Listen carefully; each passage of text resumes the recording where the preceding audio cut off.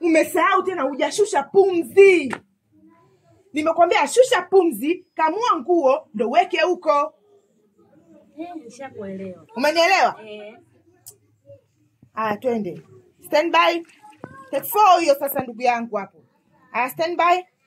Be careful. Action.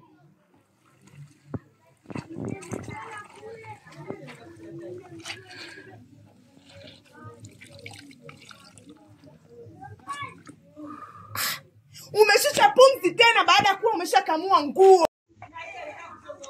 Jamani, mbona kitu rahisi?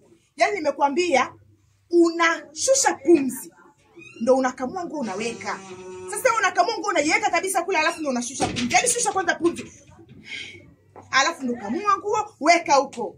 Mimi nachoka ndugu yangu. Mwenye unajua jinsi tunavyoungaunga. Bumu mimi, kamera mimi, afu cheki jua ili tunaliwahi. Ngoja nipumzike kwanza.